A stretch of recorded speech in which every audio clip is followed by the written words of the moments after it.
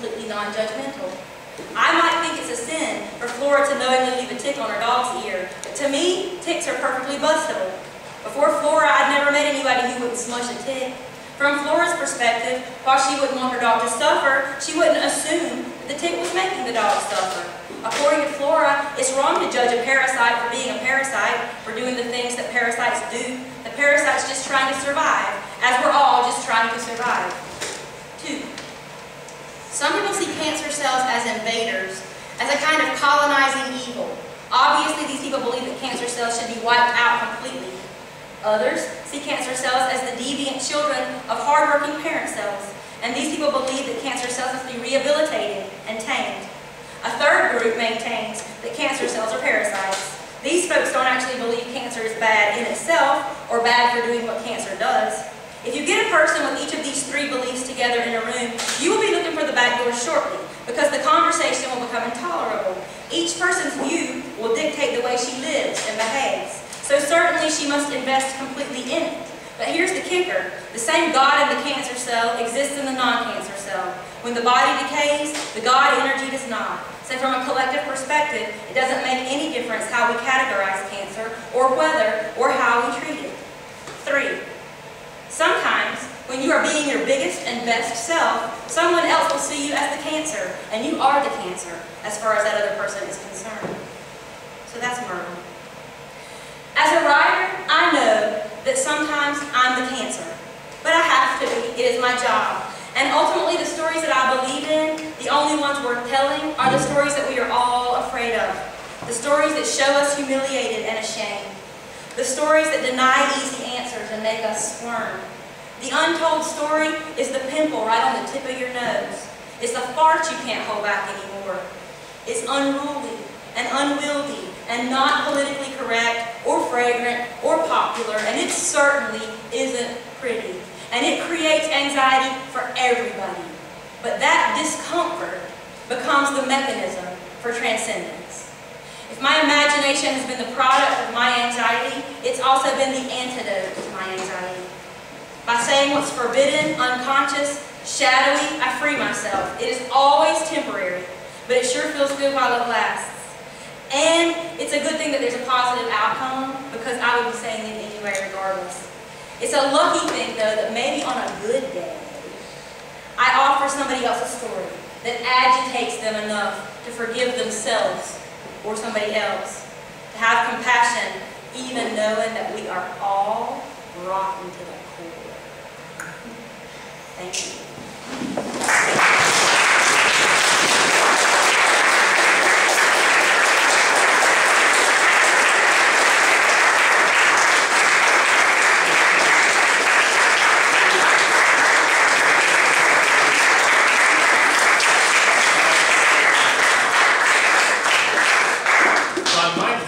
Have some time for Q&A. Probationaries, you are also welcome to ask questions.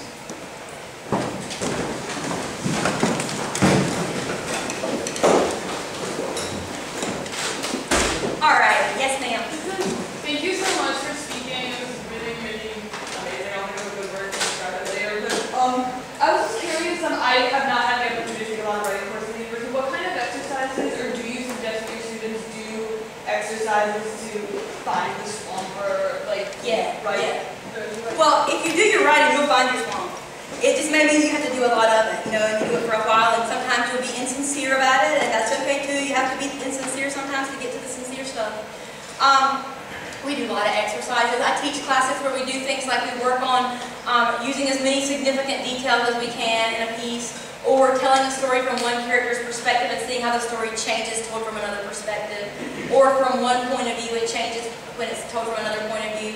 There are things that I can do with students, like I can show them, like I can give them directions on almost like a puzzle. Like begin a story that starts in a scene and then moves into a flashback and then comes back to the scene again, so that they get used to moving in time.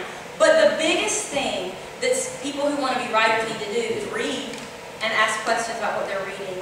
And I absolutely think that you can train yourself to be a writer by interrogating the things that you're reading as an analytic reader, and just asking, it doesn't even matter what the book is. In this way, anything become a good teacher for you. Even a bad book can be a good teacher, right? So you ask yourself, why does it begin here? How would it be different if it started 30 pages later? Or what if this scene that we get told about halfway through the book actually happened in real time? What if it took place there?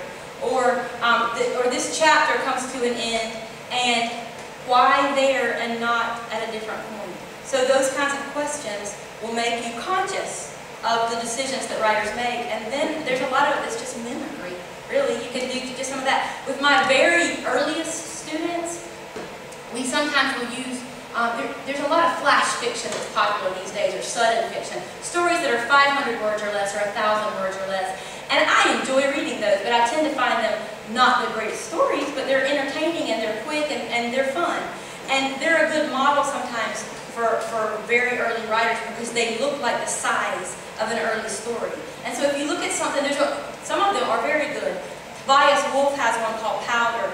It's a story about a kid whose father is taking him on a ski trip at Christmas. And the child is supposed to be home the parents are splitting, the child is supposed to be home for dinner with his mother. And the dad stays too long and keeps pushing it and saying, let's have one more run. And the snow comes down too hard and they close the roads. And then the dad has to ask the child to move the barrier, and then they take off in this sort of, kind of outlaw way, and they go in the car flying through this snow. And so what I can do with my class is have them look at this story and annotate it, basically. And then say, okay, write a story, 2 characters, takes place in the course of an hour or less, where you take a character from one emotional place to another emotional place. And just by giving those kinds of instructions, it's nothing but modeling the story. Then they write their own story, and the practice, just the repetition of the practice. Makes it happen. In the back. Thank you so much for coming to speak with us today. I'm a history and politics major, so I pretty much only read nonfiction. Don't kiss me. But I was wondering, it's a little bit ridiculous to ask an author this, but what is your favorite book, like, that you've ever read? I've always wondered that, and I love hearing authors actually talk about that. Well, that's always changing. I mean, I don't know where to even start because there are different kinds of books. There are books that speak to you at different times in your life that don't mean anything at another time in your life. The book that influenced me, I just this week was teaching. I teach a class in Southern Literature, and just this week I was teaching a little section from Frederick Douglass's autobiography. And the way that he was teaching himself to read, and what his early works that he was reading, they were high philosophy. And I'm like, I think about Frederick Douglass and the high philosophy that he's coming up. He's 10 years old, he's taught himself to read, and he's reading these famous orators, and I love the Gingerbread Man. And I think, well, look at how this influenced Frederick Douglass, and I is influenced by the Gingerbread Man. But actually, the Gingerbread Man is a story that made me want to live, right? I tore the ending off that book so he wouldn't get eaten, and I just read it at the place where he's still running. And so, I was revising early on too. So I could say something like that. Like that's the only book I've ever slept with for night after night, the Gingerbread Man, right? But for many years I carried around the writings of St. Teresa because I was a St. Teresa fan for a long time, especially when I thought she was a feminist. So it's changing a lot. It's always changing. The book that probably made me want to become a writer was Annie Dillard's nonfiction work, Holy the Fern. That one was a really important one for me, Holy the Fern. And probably the writer that I love most for her rhythms is Toni Morrison. And it's not even about, it's back there. It's not even, the stories are good, sometimes better than others. But with Toni Morrison, it's the energy and the poetry, and she's the person I go to for the music. And so I'm sorry I don't have a good answer for you there, but I just can't name one. Thank you. You're welcome. Yes. Again, thank you so much for your talk. It was fantastic. You talked about how you take on some anxiety-inducing or difficult topics, and you think that these can really alter people's lives. I wonder though if in taking on these topics, do you ever worry that the people who could stand to gain the most from what you're saying will avoid your books altogether? Because it is so challenging and so provocative. Well, they may. But that I can't touch, right? I can't do anything about what other people do. I can only deal with what I deal with and what I did. So, yeah, I mean, like my cousin that I sent this book, this drug addiction book, and I was sort of hoping that she would see in there that I understood that this isn't light stuff. And it's not something that you say, you don't wake up, as a little kid, you go, I'm going to be a drug addict and prostitute. I mean, nobody says that. Nobody wants that. And I wanted her to see that it looks impossible sometimes and that there are some ways out. And it did no good there. And so, you know, they don't always. But then sometimes I get surprises too. Like I'll have people who respond to something that I've written that just kind of blows me away. And it makes me remember that it's important for me to do my work, whether or not I'm publishing it or not, whether or not I'm being recognized for it or not, that this is what I'm on the planet for. At least this is one of the things I'm on the planet for, and it's what I'm called to do right now. And so, so I have to do that. Yes? Thank you again for that incredibly powerful story and humor and everything. I've got two questions. The first is I was really interested in the mix of what we talked about in terms of making autobiographical experiences and combining that with imagination. So I wondered how you respond to the maximum, write what you know, don't go out of that, how you kind of do that, so especially when you talk about flood and everything, you can make a reader understand. You want me to answer that one first, or you want to? Yeah, you go ahead and ask. I'll forget one of them. I don't know what it is. Let me take that one, and then I'll come right back to you, okay? I forgot your question. I think that you write a lot. Writing what you know is important. But that doesn't mean you can't write what you don't know. It just means you might need to marry what you don't know to something else you know. So one of the things that I encourage my young writers to do and that I try to do myself, I don't even think about it anymore, I just kind of default into it. I'll be writing about a situation that has nothing to do with me, that I haven't experienced and don't know a whole lot about, but I'm compelled by it or interested in it. And so I will then, will partner that up with something that I do know. So if I have a character who's operating in a different world for me, then I will let that character love jade plants because I have like 40 of them in the house. And I will give them this very small thing. It's just a side. It's just a hobby for them. But it will give me a connection to that character. And it becomes part of more of the backdrop than anything else. So I may be writing about them emotionally in a way that I'm not real clear about, but I will put them in a world that I know very well.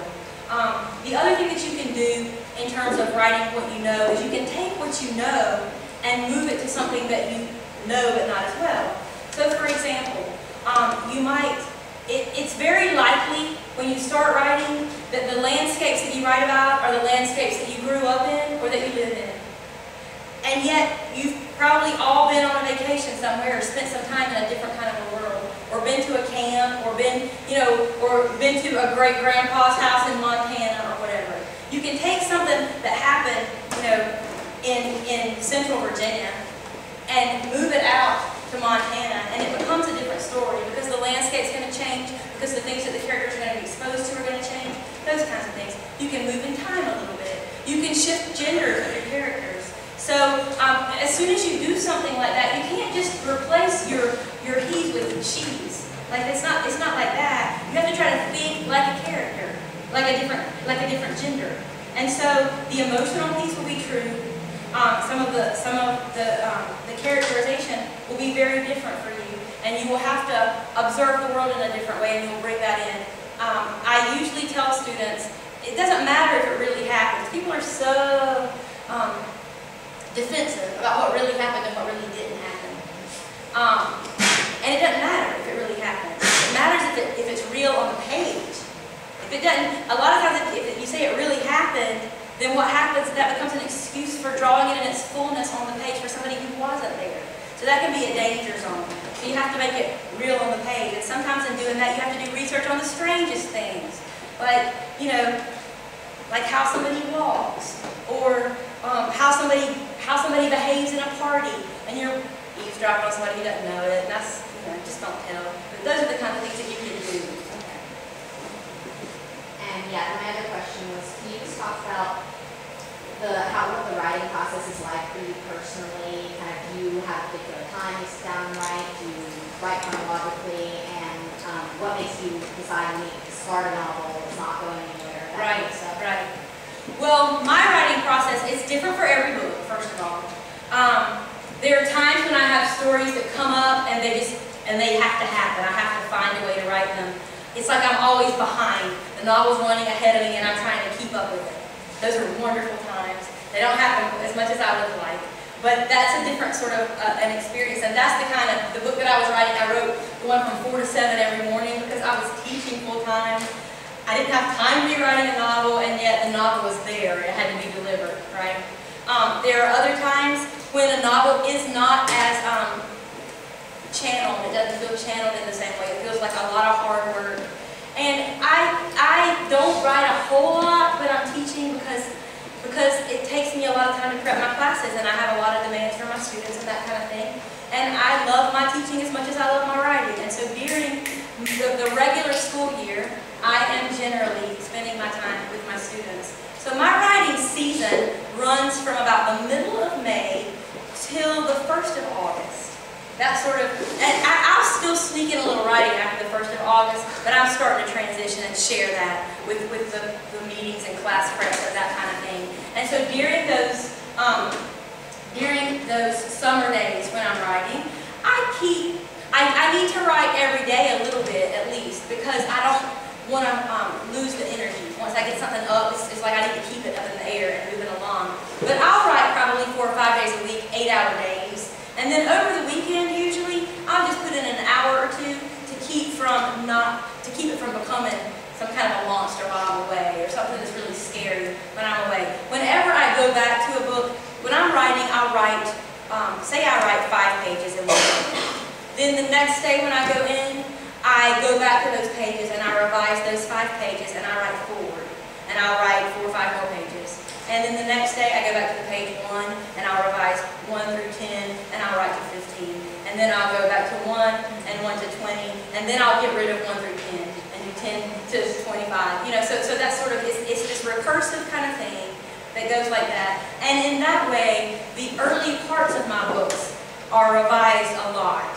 What that means when I get to the end of the book is that usually the ending is more sketchy because I will have reached the end of the plot, but I won't have given as much attention to, well, just, you know, to the backdrops, to the choreography, to the bodies moving and interacting with one another, to questioning every line of dialogue. Very often for me, the first time I write a line of dialogue, it's a placeholder. And there is nothing wrong with a placeholder, right? The placeholder is there until I figure out what the better line is. So I'll put something in there that has the right content, but maybe not in the right combination of words. And so later on, then I'll go back and fix that. Well, the early half of the book has a lot more of that than the last half. Because once I get really moving, like when I cross page 100, oh, it's hard to stop when I cross page 100. Page 1 to 30 are really tough. But once you get on the other side of 100, you kind of fly.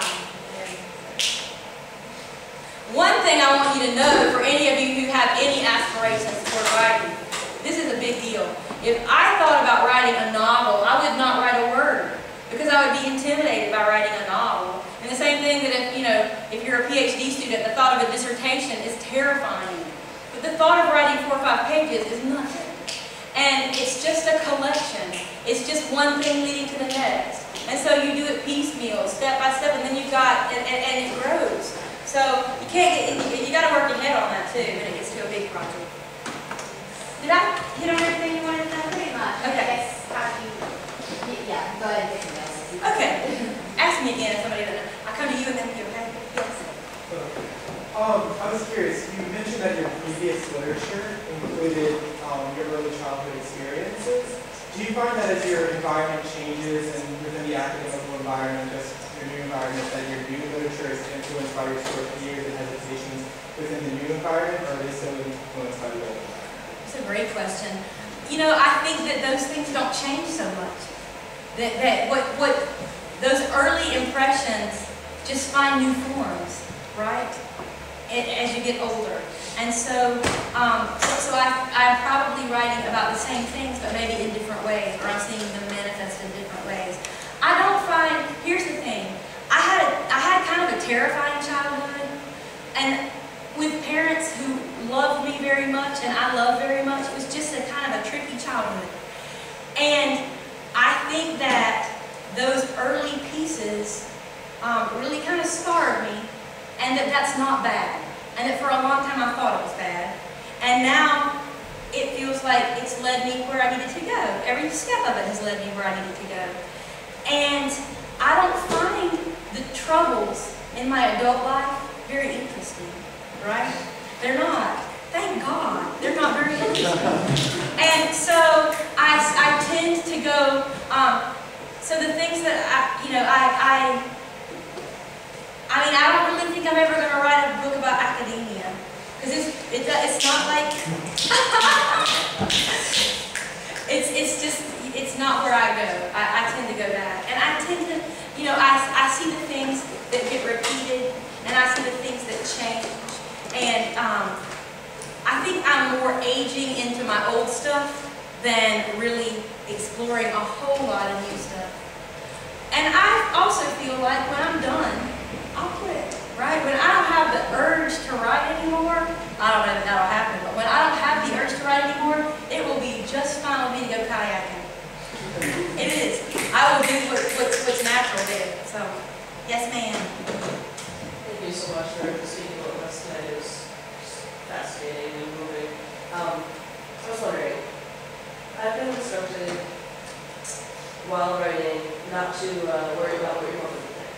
Yeah, So it's great advice. Try. And I was wondering how do you handle it, given that writing is so personal, and you talk about, the ugliest versions of ourselves coming out. How do you handle it when someone who you didn't really intend to read your work reads it and sees that personal side of yourself? Well, it's a risk you take. As soon as you put it out in the world, it's game, right? It's theirs to read. And so you have to know that you're willing to go there. Or else you have to, maybe you do what you absolutely have to do yourself and don't worry about it too much and trust that you'll figure it out when it happens. But I'm afraid to give you that answer because I think that it could at some point, it could have meant to me that I don't have a relationship with my mother. It didn't even come close to that. That would have been devastating for me. I think I would be telling a very different story if I'd actually had a major loss. For me, most of the things that I opened up have improved my relationships, even though we've been through some bad crime fits. And it's been hard, but in the end, it has been a positive thing. So I think that's got to be addressed by every... Actually, I was just talking to somebody today who had written something very important about a nonfiction piece that had happened to a friend, and shared it with the friend's family, and the friend's family was just like, absolutely, you cannot publish this. And that's why I go to fiction, because I'm able to get at the same, I can put a lot of truth in there and not have to worry about claiming it as anybody that, nobody should recognize themselves in my books. I always give them a mold in a place nobody has one, or something to separate, to draw some sort of, I put an escape route in there. And that has made it possible for me, because with my mom and the Rapture of Canaan, I could preach. I don't know if you could tell, but I could be a preacher if I wanted to. I could take a long pulpit. I got the rhythm, and I knew that because I grew up with it. It was with me all the time. And so with that book, what I did is I created all these things that had never happened in my church, so that my mom could say, well, that does sound like a preacher. And I recognize that sermon or that rhythm, but we never made anybody sleep in a grave. And we have never, we've never had a new Messiah in our community or whatever. And so there's always a back door. People will take any back door you give them. If you give them one, just plan it, then you can get away with a lot. That's not a good answer for you. I'm sorry. It's personal. It's from one, you have to gauge it. You got to see what you're willing to risk. Yes. Bill. First of all, thank you for an absolutely fascinating lecture. You mentioned in there that you don't normally write with sort of a final point in mind, which sort of know the direction that you want to take the story. So how do you know when the story is finished? Yeah. That is, when I start writing, I will know sort of where I'm heading, but I don't quite know how I'm going to get there. And I would compare that to just saying, okay, I'm coming to Charlottesville today. I think I'm going to be on I-64, but there's the president. I-64 is closed. Better get on 250. So there are different routes. You can get to a destination in a lot of different ways. So I'm headed in that direction. But every choice that you make, destination-wise, offers you opportunities and scenes or whatever, things you're going to pass on 250 that you don't see on 64, those kinds of things. So you have to follow those, and those are going to dictate to some extent what opportunities are available for the characters in the end. I usually become aware of, I tend to write in thirds. And I know my first third and my second third, and I'm unaware of what my third third's going to be. But I'll know sort of where it's going. And I will figure out that that last third, and then it's a real rush to the finish usually for me because it catches me off guard. And I'm like, oh, we're here. And I will often write an ending that I will know is not the right ending, but it is almost the right ending. And then I have to just sit it aside for a little while and sort of ponder it and think about it when I'm driving and when I'm doing other things and refine it. And there have been a couple of times when I've actually had the book accepted for publication with the ending on it that I knew was wrong. Like the ending in the time that I had that dream. I mean, this was a Random House publication. It was ready to go to print, and I knew that ending was wrong. It was an ending that they'd accepted, but I knew it wasn't the right ending. And so sometimes I have to kind of dwell there for a while because there's a lot of weight on that and a lot of, it's really important to feel like you deliver the reader to the place you intend them to go. You don't want to get that part wrong. If you start off a little shaky and they're willing to stay with you for 10 pages or so, then you can get on. You've read books like that. It takes you a while to get into them, but then you're really going. But you don't want the problem to come in the ending. So I discover it through the path of what's happening with the characters and try very hard to keep my agenda at the edges. I can't get rid of it completely, I'm a writer, but I try not to force my agenda on the character. Let's have about 3 more questions. Thank you, Professor Reynolds. All enjoyed it. You talk a lot about repressing both late negative memories, but also kind of preemptively repressing in your childhood.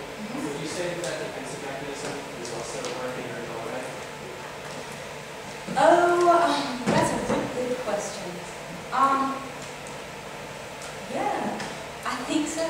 I mean, I've had times when I've actually, I realized with A Gracious Plenty that the book wasn't actually about what I thought it was about. I thought I was writing about, I wrote a book about a burned woman in the cemetery, doing this whole thing, and that was the book that I intended to write, and I kind of didn't get what it meant until later on. I'm still trying to do my work, I think that's a lifelong kind of thing.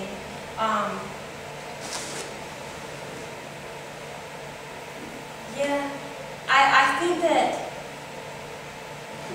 it's hard for me to explain it, but there are times when the writing is more planned, is more conscious, and is more fake for me. And that's more of the kind of writing that people want to read, actually. The books that sell better have a stronger plot line and less of the dreamy, imaginative kind of stuff. And yet I feel like I get at my deepest stuff when I'm working in the metaphorical level. I think I actually I have a real love of poetry, and I like how a poem works a moment. And I think with the scope of a novel, you sometimes lose a moment for a year, right? Because you're working, but I'm so long-winded that everything I try to write that's short just stretches out. So sometimes I think if I can try to get little and to compress, I can get it at something that's deeper, but maybe not linear, that's maybe what I'm trying to say is that the books that sell best are linear narratives. The writing that moves me most is modular or circular. And I sometimes find myself trying to fit into a shape that the world appreciates, because I am writing to an audience, and you have to please them, you have to match them, and it doesn't quite feel like a match. And so sometimes I think it feels a little fake to me, the shape that I need to put things in, and that I'm not as in touch with my most authentic self as I was with my earlier works when I didn't know how things were shaped. So in that way, as far as defensiveness is concerned, it would be that maybe I'm not as defensive, but I should be, because I'm pretending. I don't know, that made a bit of sense, but you're very kind to smile. That's the best I can do. You're welcome. Yes. You talked about your, thank you very much for your speech, I loved it. You talked about your readership, and you talked about once you put your work out into the world, you know, it's kind of on its own for anyone. So have you found that your readership has actually come back to you and taken you to new places? Like the people who read your work and enjoy your work have like taught you new things? Yeah, sure. Because especially in the age of Facebook, when they friend me, and then I start to see their world, and then I'm like, oh, that's a good story. I'm like, no, that's not your story. But you know, so I start hearing more. I think I know my readers better. The readers that weren't my friends already, or that I didn't know already, the strangers, I know them far better than I did even 5 years ago. And it's difficult not to let that influence what I write, and because I start to care about them and their lives and that sort of thing. And so their stories certainly. A lot of times when people reach for me and write me back, they'll tell me how my work fits with their life or how it affected them. And then that might become part of what I get into next. In the back? Thank you so much once again for your power-packed, inspiring speech. I guess my question to you would be, what do you do once you've published your novel? Is it more about feedback process? Do you want to do a project? I guess within this space of time, sorry to add another question to that, but in this space of time, how do you manage to sustain the creative process that you talked about earlier? Well, first of all, you don't sustain the creative process if you're worried about how your books are doing in the world. In my mind, I write them. If I can get them published beautiful, I gotta let them go and move on to the next piece. If I concern myself with the business of keeping up with my book sales, or with pestering my editor about whether or not we've taken out an ad in this place or that place, then I'm not doing my work. I know that that's important work to do. I'm very glad there are people to do it, but it's not me. And so, and I have learned that I need to not pay any attention to that. I don't read reviews of my books. I ask that if I'm getting slammed hard, that somebody tells me, so that I don't walk around in the world not knowing that there was a bad review. But see, the world is changing so fast that these days I can't even get a review. Like it used to be, you'd be like, how's the New York Times going to be? How's my New York Times going to be? My last book didn't even get a New York Times review, because everything's moving to blogs, and there's just fewer books being reviewed and a lot less fiction being reviewed. And so there's plenty of the business world that I could get upset about or could get caught up in, but I try very hard not to get caught up in that. Now that's tricky because writers are expected to publicize their own works more and more. And a lot of my, not a lot, I have a handful of students who've brought out books in the last year or two. And they are asked to write blogs and to go to everybody's book club and that kind of thing. I'm like, I am so over blog. I don't think anybody ought to write anything that they don't hold on to for 3 weeks. And at least just like live with it before you put it out there in the world for everybody to see. And so I'm sort of like, you gotta be kidding me. This is the whole nature of this is going against what the imaginative process is about. Words need time to steep, and you have to let them sort of come into their own. They're like, well, what we're talking about dinner, quinoa. They gotta swell up. They gotta triple in size. You gotta give them some space for that. And these things are getting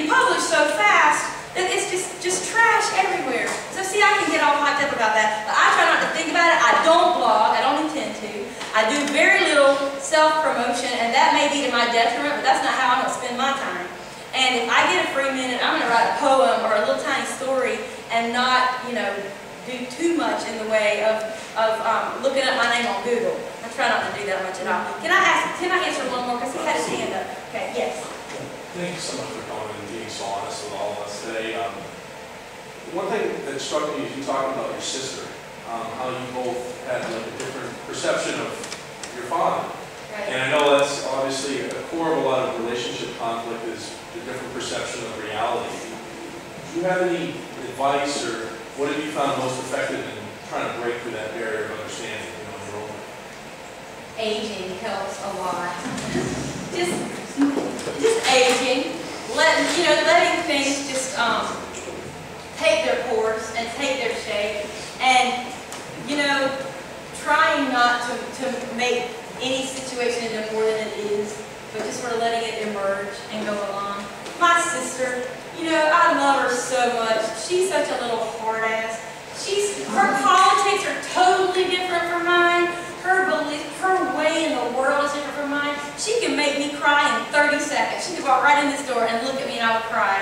And I adore her. And she wouldn't make me cry in front of her. But there's that. But it's like, it's wonderful to have something transform. And I think that the best thing you can do is keep living and living well and staying open to it, because it'll turn into something different after a while. It'll look a little bit different in a while. Y'all have been so wonderful. And I know that if I were going to give one of your lectures, I would fail. I'd do my arms everywhere. I look down, all this kind of stuff. I get tangled in rhetoric. But anyway, I love being with you. And I thank you very much.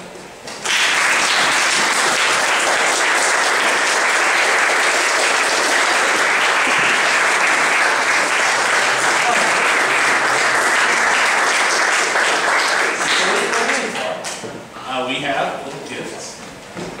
It's our appreciation for you being so generous to come and lecture to us. We have a Jefferson Cup for you with your name and this semester's speaker series. Yay! Thank you.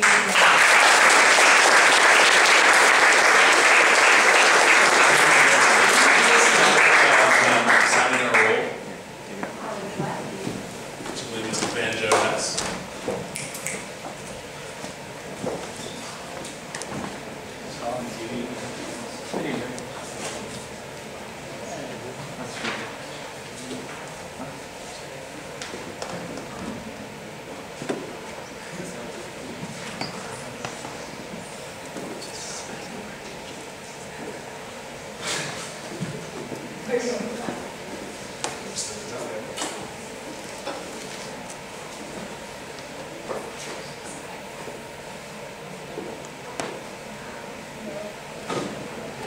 Thank you so much for being with us tonight.